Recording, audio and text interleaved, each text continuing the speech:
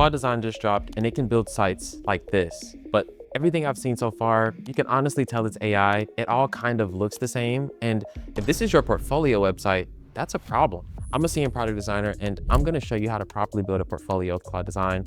And by the end of this video, you'll have a live site that doesn't look like everyone else's. So the first thing most people do is jump straight into Claude Design and type something like, make me a clean, dark portfolio. And this is honestly what you get. It's not bad, but you've seen this site 100 times. The problem is Claude doesn't know what clean means to you. So you kind of have to show it.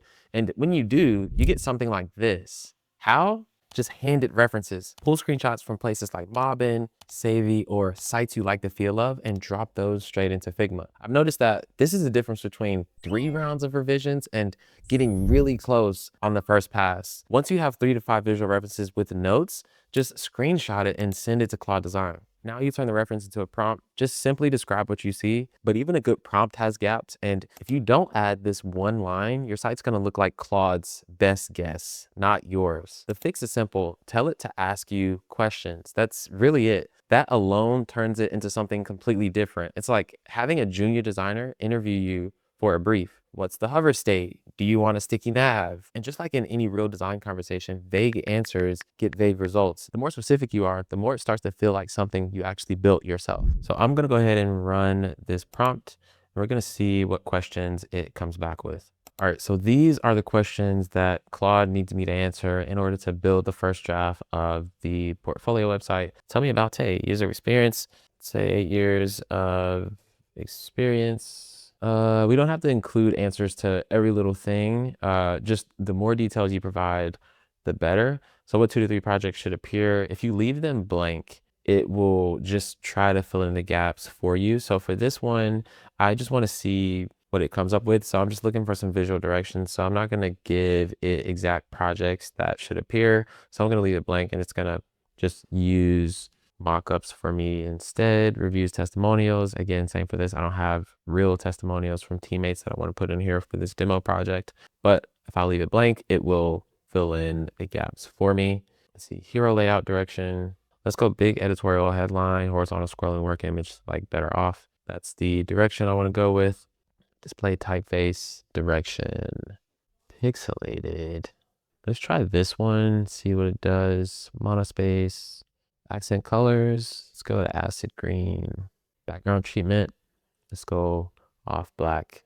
Which sections do you want beyond the work and about? Let's go hero above the fold. About.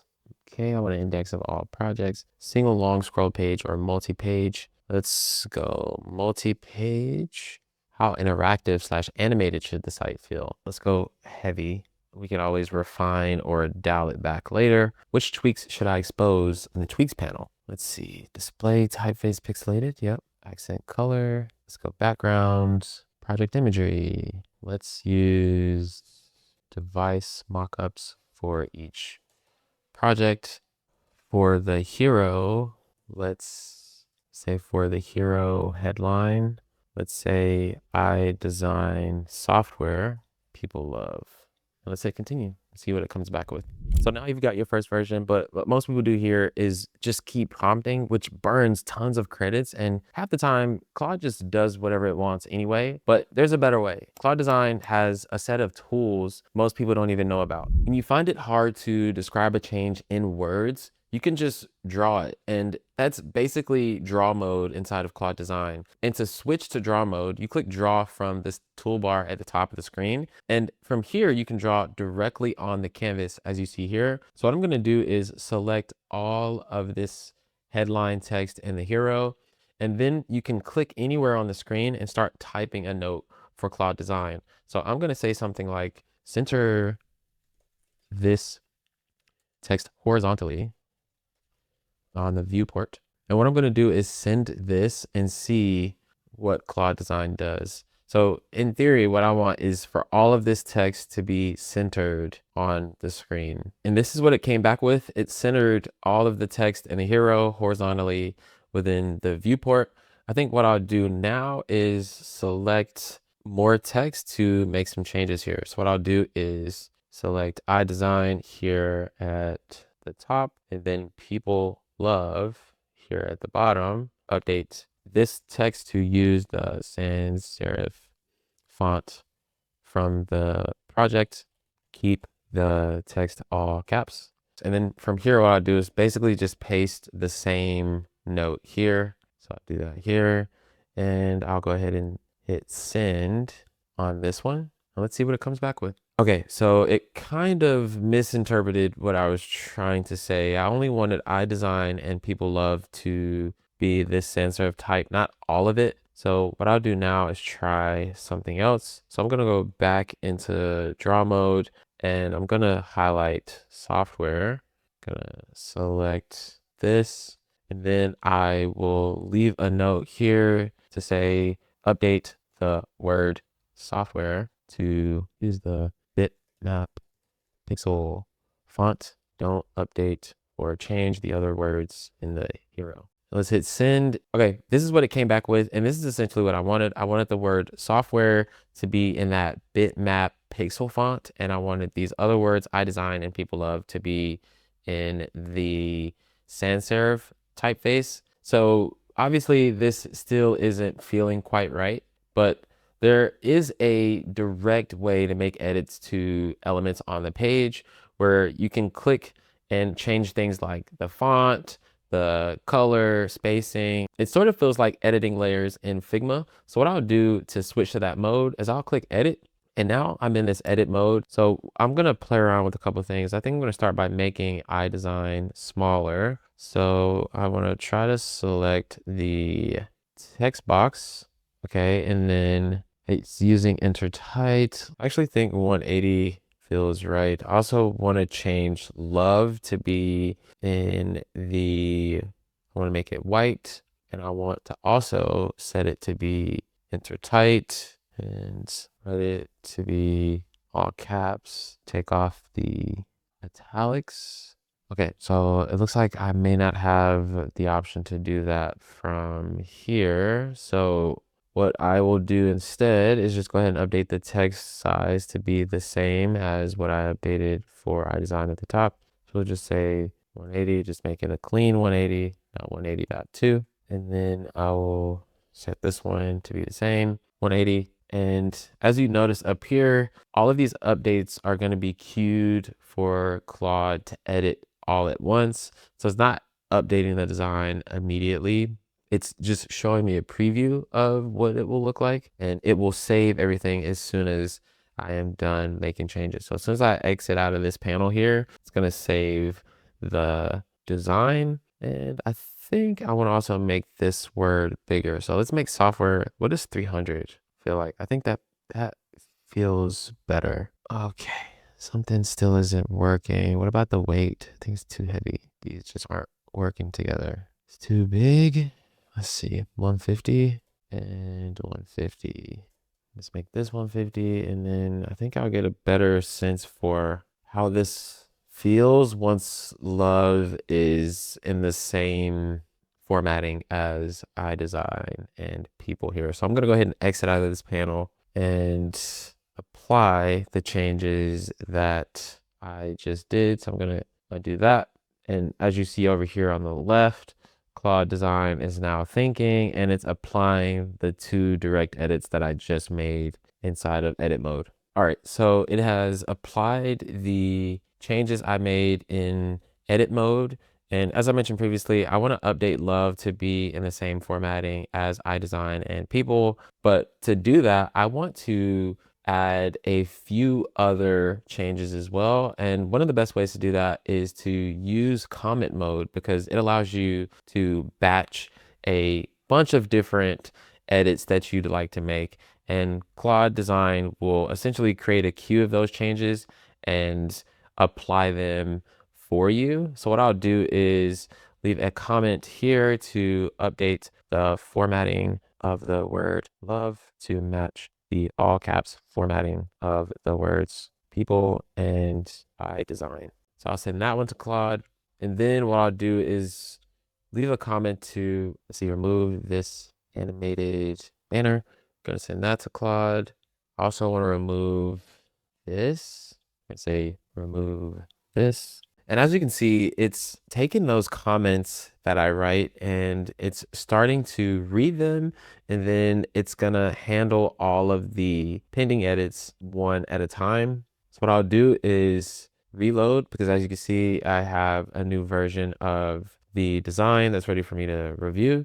So I can click reload, and love is now in the same text formatting as I design and people, and it's also removed those other pieces that I didn't want as well. Scrolling down here, I want these projects to be higher up on the page. So I don't think that this is needed, nor is this content here above the fold. Scroll horizontal, drag or shift scroll.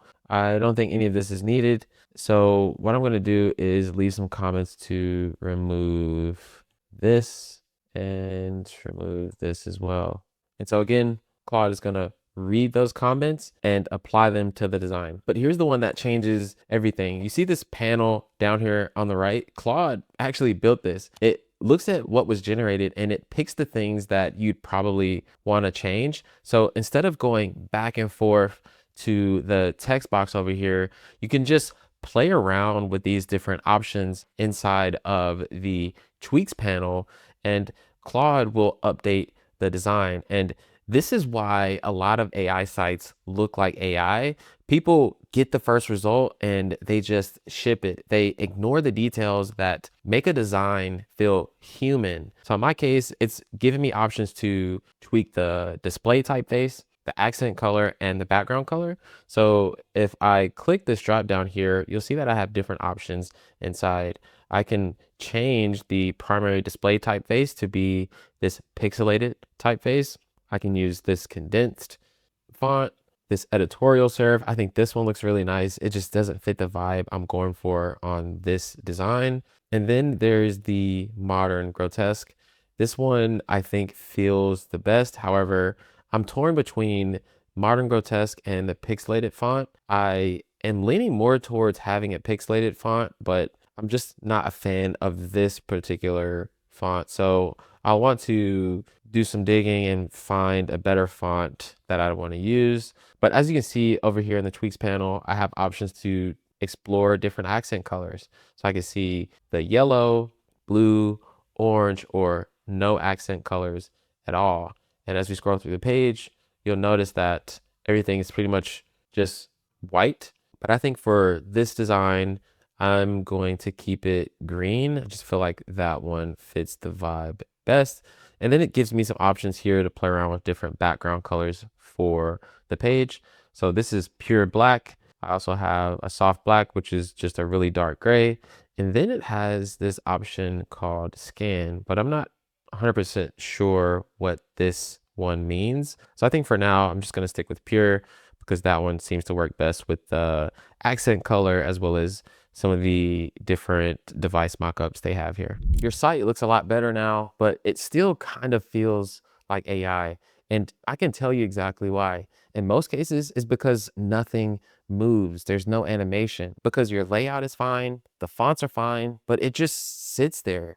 And there are 2 prompts that fix this, but you can't just say add animations or you're gonna get a PowerPoint from 2008. You have to be specific and tell it what to move, how fast, and in what order. Let's make this site more dynamic. There's tons of animations we can add, but these 2 cover 90% of what you'll need. Let's start by adding in a appear effect to the projects in the selected work section. And an appear effect essentially controls how an element appears on the page. Again, to get the best results from AI, you have to be specific in your prompt. So I'll type something like in the selected work section, fade each project in on scroll with a 0.3 second ease, staggered by 100 milliseconds. So let's hit send and see what it comes back with. All right, this is what it came back with. As you can see, now when I scroll through the selected work section, each project fades in on scroll, which is really nice. Now, if you thought that was cool, the next one is actually what helps your portfolio feel even more polished. And it's simply called hover effects. And a hover effect is when something on the screen changes when you move your mouse over it. So as you can see, the AI has already sort of naturally added some hover effects to this index section, but I think there's something we can do to take this further. So let's add on to this hover state here. So I'll go to the prompt and say something like add a subtle scale and thumbnail reveal on hover for projects in the index section. Nice. This feels so much better now. See how cool and interactive it looks? Now you've got a site that actually feels alive, and there's one last thing between it and something that really helps your site stand out. Everything I just walked through, the references, the prompt structure, the tweaks, the motion, those are the details and the calls I make every time I build a website. So I built a Framer portfolio template with all of them baked in. Simply drop in your work, change the copy, and launch your portfolio fast. Check it out by clicking the link in the description below. But none of this matters if nobody can see it. And at the moment, Claude Design doesn't have a public share link. So right now, this is just a prototype. It lives in this tab and nowhere else. So let's get it live. This part sounds technical, but you're not really writing any code. You're just clicking through 3 different tools. First, hit share in the top right corner, and then go all the way down to select handoff to Claude Code. You want to make sure you're on this tab, send to local coding agent, and then click copy command. From here, what we want to do is go into Finder and create a project folder for this project. And to do that, simply going to right click, select new folder, and give this project a name. I'm going to say portfolio website demo. Then you want to open Cursor or whatever your preferred IDE tool is. Me personally, I just prefer Cursor, but from there you want to open the folder we just created in Finder. So I'm going to click open folder here and find the folder we just created. And then I'm going to select open. And now that it's open, I'm going to open Claude Code again, and I'm going to paste that command from Claude Design, and I'm going to run it. From here, Claude Code will essentially rebuild the prototype from scratch. So while Claude Code is rebuilding the prototype from scratch, what we're going to do now is go to GitHub and create a new repository for this project. So from the home page, you want to click new in the top repository section, and then it's going to bring you to this page where you're going to create a new repository. So I'm going to select me as the owner. I'm going to give this a name. I'm just going to go with portfolio website demo, and then I'll come here, set it to private, and then create the repository. Next, you want to go ahead and copy this HTTPS GitHub link. This will come in handy later after Claude Code has officially built the prototype. All right, so back in Cursor, it looks like Claude Code has officially finished rebuilding the prototype locally on my machine. Now we want to send this project to the GitHub repo that we just created. And to do that, we're just going to come over here and type something like commit this project to the following GitHub address. And then we're going to paste that GitHub HTTPS link that we just copied on the GitHub repo. And now we're going to click run, and it's going to do all the work for us for bringing everything from this project into the GitHub repo. Over on Vercel, we're going to add a new project. And from here, we're going to import the GitHub repo that we just created. So in my case, it would be this one, portfolio website demo. So I'm going to go ahead and click import, and it's going to bring that project over into Vercel. And then from here, I'm just going to click deploy. Great, it looks like the project has been deployed. We're supposed to be seeing a preview of the site here, but it looks like it's not rendering correctly. But to take a look at it, we just click on this box, and it's going to open up a new tab, and boom, we have the portfolio. It is officially live with a public link. Anyone can create a site with AI now, but almost nobody can create one that has personality or a designer's touch. But now you can. And if you want to see how to take your portfolio even further, check out this video.